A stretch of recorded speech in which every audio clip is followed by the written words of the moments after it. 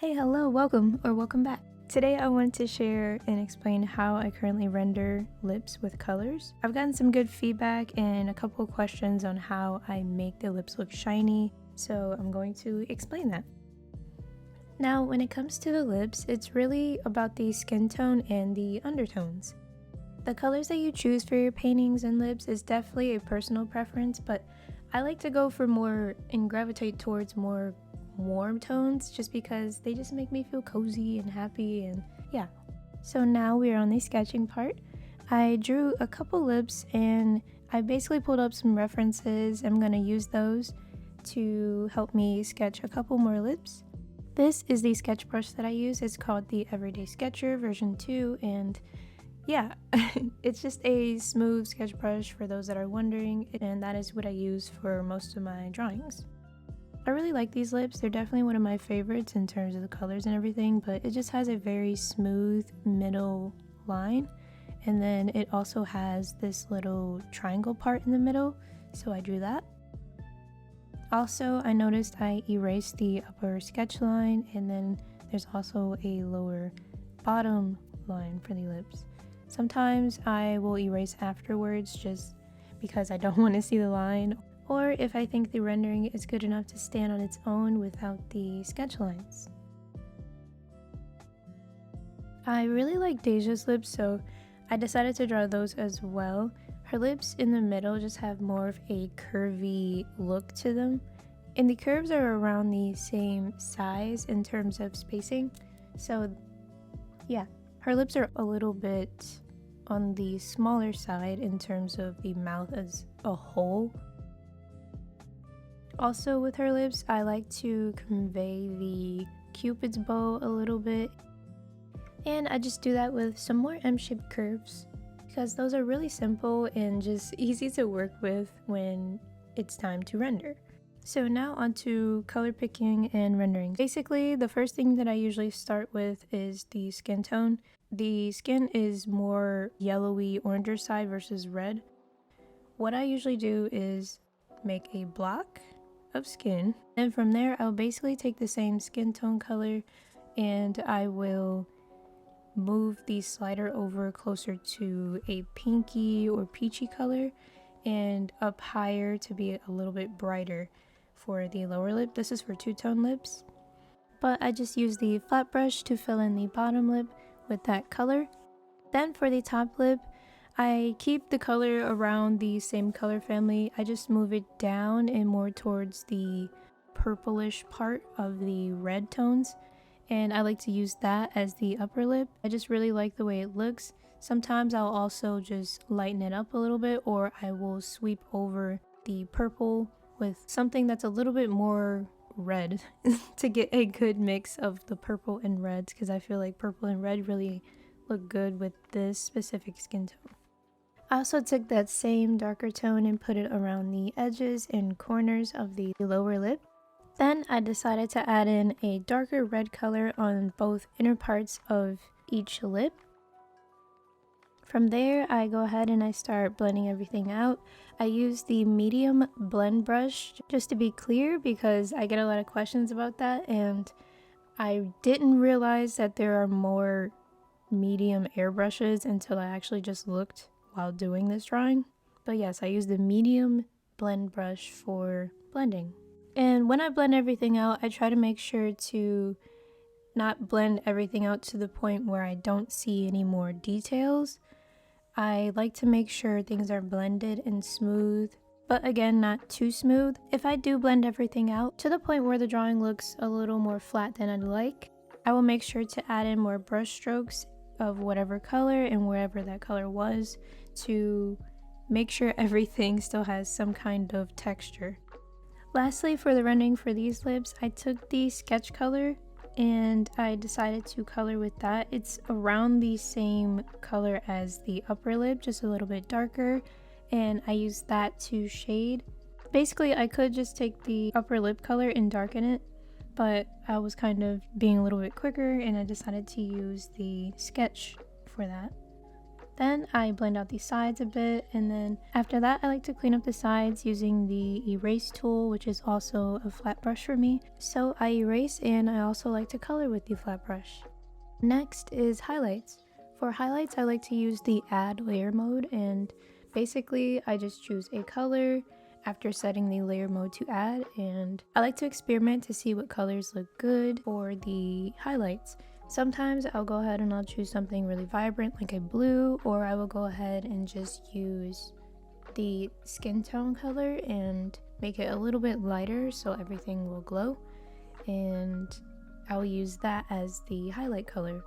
The main thing I like to worry about when it comes to highlights is the shape of the highlights, whether they're a little bit smoother and softer looking, or if they're more hard edged, and if they're bright enough or as bright as I would like them to be. For brushes for the highlights, I usually just stick to either the selection tool or I'll use the sketch brush. If I want to add some kind of glaze over the lips to make them look even more glossy, I'll use a bigger brush for that, and that's usually the flat brush. And to get that glazed look, I basically just drag my pencil very lightly with very light pressure over the main highlights. And that just gives more of that glazed, glossy look. Think of, I guess, donuts, glazed donuts, and yeah. So the sketch brush is easy for simple, smooth, dotted lines like I like to do on most of my lips. And then the selection tool is for more geometric shapes, so sometimes I'll draw rectangles, triangles, and things like that, and I basically pick the placement just off of what I think looks good, or you can use a reference for that. So this is what we're working with. This is how the lips turned out. I really love them. But next I'm going to show something similar to these lips with the kind of corally pink color.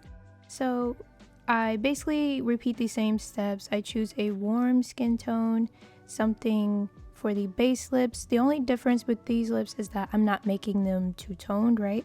So I choose a coral color and I use that as the main base, and I kind of just fill out the shape based off of what I think. And then I go ahead and erase or blend it out to kind of refine the shape. Once I think I have a shape in mind, what I like to do is I like to add in a more saturated red color in the middle of the lips. This is something that I do with all of the lips that I create, at least so far. I like to add in a bright red, and I feel like that just helps add some more dimension. It helps the lips look, I don't know, alive. It just makes them more vibrant. But once I add in that middle color, I like to blend that out and blend it with the base color. And sometimes I just go ahead and refine the shapes even more. That's really what drawing is about, is drawing something, refining, adding stuff, taking away stuff until you like it. And I just do the same with the lips. From there, I decided to take that same red color and make it a little bit darker, and I made a shadow underneath the upper lip. And I'm filling out the sides of the lip a little bit more. I wasn't trying to get the same exact shape as the lips on the side. I drew a completely different sketch, but I had a little bit of trouble figuring out what I actually wanted to do for the shape of these lips.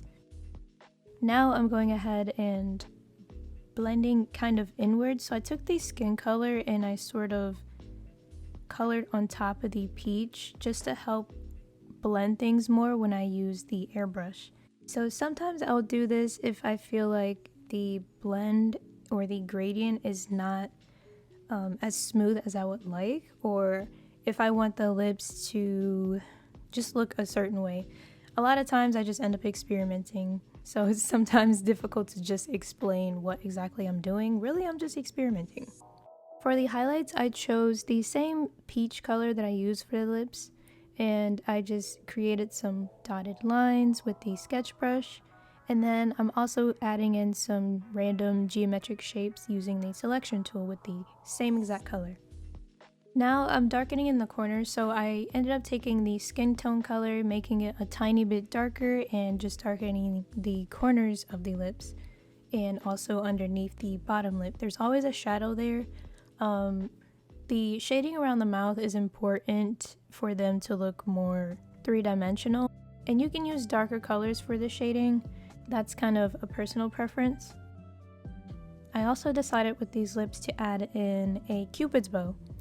So for the cupid's bow, I just darken the kind of middle curve at the upper lip. And then I add in a lighter version of the skin tone just around the sides. And that just gives that cupid bow a more 3D look.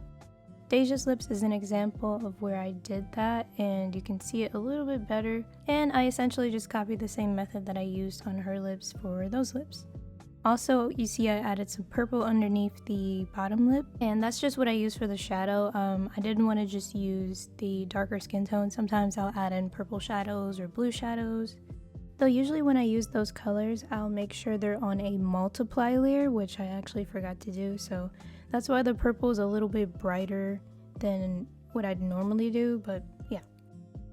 Now we're on Deja's lips. So for Deja, I repeat the same steps. I choose a warm skin tone for Deja because her skin tone is more on the oranger yellowy side, but my camera makes it look a lot more vibrant than it actually is, and it does for all the colors, but especially orange. For her lips, I choose colors that are closer to the reddish orangish side, and for the bottom lip I go pretty bright, almost as if she has on lipstick almost.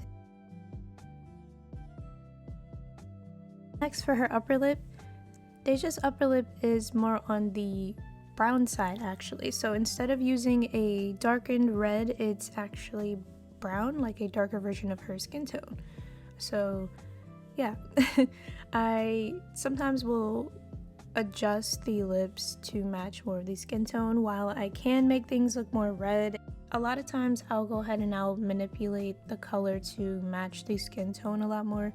Everything is pretty much the same in terms of the things that I'm doing. Did add a little bit of a lighter color to the middle of the lips just to match the picture.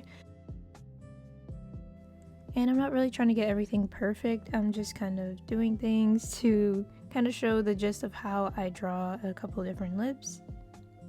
Now we're on to highlights. So for the highlights, again, I just used a lighter pink color for the highlights, and then I also decided to add in a green color. So the green color I just decided to add in because I wanted to match her shirt, and I figured the green would look really good, and I actually really like how it turned out. Overall, I'd say I'd had a lot of fun with just picking random colors for the highlight colors.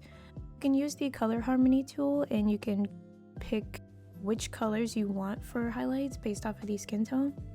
But yeah, that's another thing that I kind of discovered while doing this. Also, I did paint some extra lips off camera, but it ended up being redundant. I didn't really have much else to explain, but this is how everything turned out. I really like them. I hope this video was helpful in some way. I get a lot of questions about lips, but yeah, thank you for watching, and I hope to see you in the next one.